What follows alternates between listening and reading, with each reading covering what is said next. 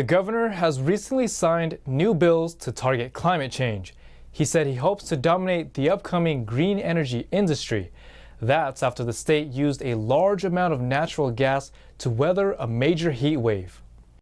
According to the Energy Information Administration, California used natural gas for about half of its electricity generation during the heat wave this month. Natural gas made up for 60% of the California Independent System Operator's fuel mix. That same mix was 32% 1 year prior. Data showed that wind, solar, and nuclear power sources dropped to 24% for the heat wave week, down from 40% 1 year before.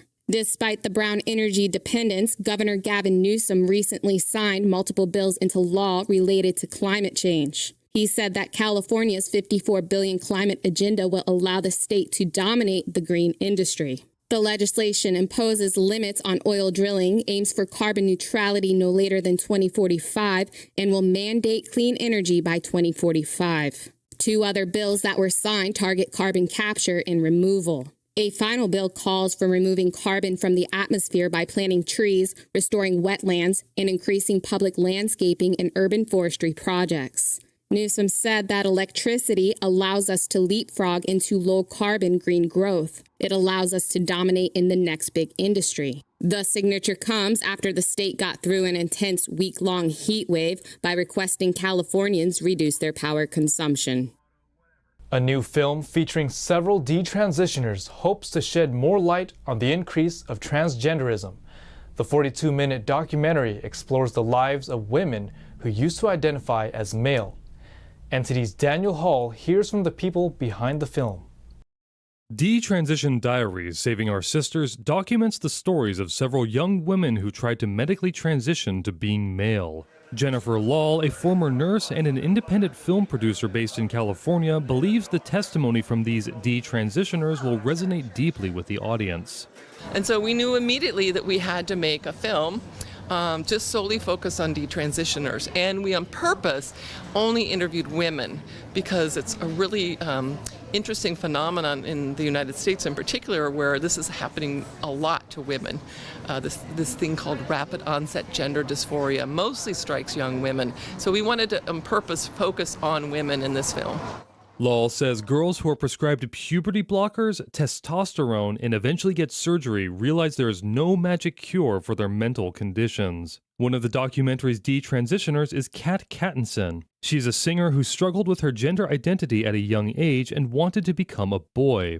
She says taking testosterone injections has permanently damaged her singing voice. I think people should know all options, and they should know, they should keep in mind the medical risks and everything that comes with that. So I really want the best for everyone, including those who identify as trans. But, you know, the way it comes off, unfortunately, to some people is that I'm trying to speak out against a certain group, and it's really not what I'm doing at all. She says her voice still has issues when speaking or singing for a period of time. Cattinson has since learned to accept herself after detransitioning back to female. I realized that a lot of people didn't even know what that was, and I also was meeting a lot of other detransitioners, and I think anyone making a decision like that needs to go in hearing all possible outcomes and really deciding whether it's right for them. Callie Fell, a nurse, co-wrote the film. I think for me, as co-writer, the biggest moment for me was like, these stories can be really heavy, and the women who carry them, they're so brave and they're so articulate, and they do a great job of sharing their story without, having feel sorry for them. Another supporter of the film says some people and groups may not want to hear these women's stories. Well, their voices are getting louder and they're getting more numerous because more and more people are detransitioning, and they shouldn't be ignored because they are the canary in the coal mine. Both Friday and Lahl have voiced their opposition to California Senate Bill 107, known as the Gender-Affirming Healthcare Bill. It would shelter parents who consent their children to use puberty blockers, cross-sex hormones, and gender transition surgery on their children from being sued by other states. The bill is currently on California Governor Gavin Newsom's desk to either veto or sign into law. Newsom has until September 30th to decide. Despite that, the women are not giving up their mission. If there had been a way for me to cope with my feelings without having to go to take irreversible measures to transition, like I would go back and do that, but I got to work with what I have, you know.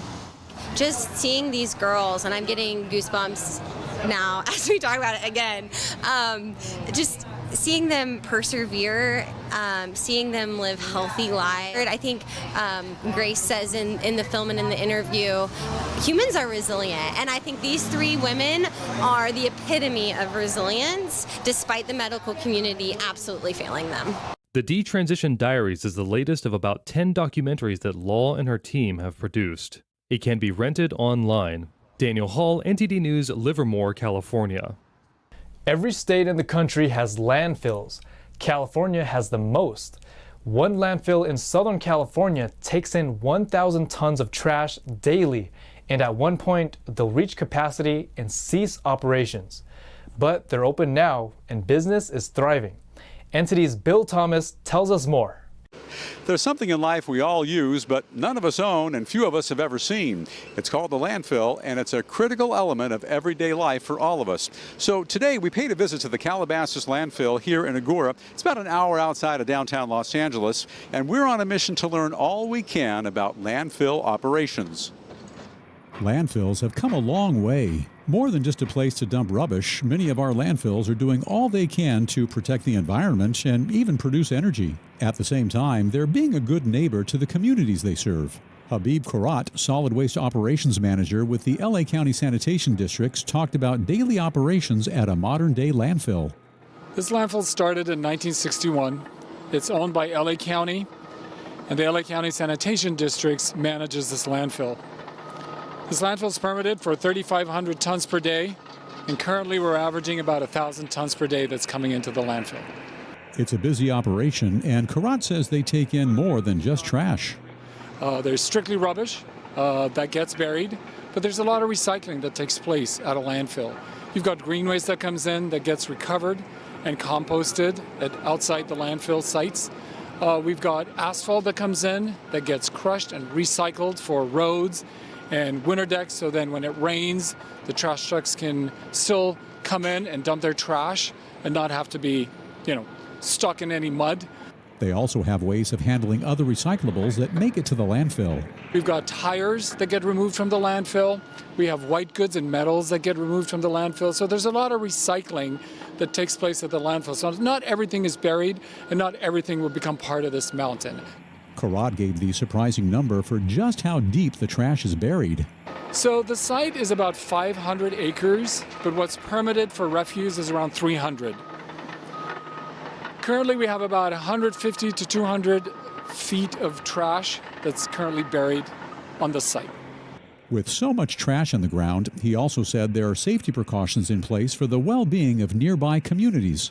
With regards to water quality, we have an intricate, what we call a liquid collection system that was placed at the bottom of the landfill when it was first developed. That collects any liquids from the trash, and it gets exported through the sewer system. Karat also said they have barriers that were built throughout the landfill to stop liquids from exiting the facility and going into adjacent neighborhoods. He also pointed out that the quality of the water at the perimeter of the landfill is always being monitored. On top of all that, the trash is being used for energy. We have both vertical wells that are placed throughout the site, and we also have horizontal trenches that are placed through the trash. We have a vacuum system that will pretty much blow or transport this gas system all the way to our power plant. And at the power plant, what happens is this gas gets conditioned, it gets cleaned, and then turned into energy where we generate electricity. Karat says they're constantly producing 4 megawatts of energy, which is sold to utility companies. That's enough energy to provide electricity to 4,000 homes. But not all waste is so easy to deal with. The team has to be wary of hazardous waste like radioactive material. The first step is we have monitors at our scales that will detect any radioactive material coming in at the trucks. That's the first thing. And then secondly, we have hazardous waste technicians that randomly check the loads that are being dumped here at the landfill to make sure that none of that material is present as part of those loads. And if they are, they get removed and they get disposed of correctly. Other waste includes old electronic parts, also known as e-waste.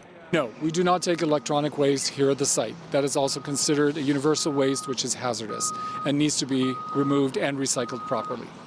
A functioning landfill for 62 years, Karat says the facility will most likely close in 10 years, and there will be a bright future in store for the land.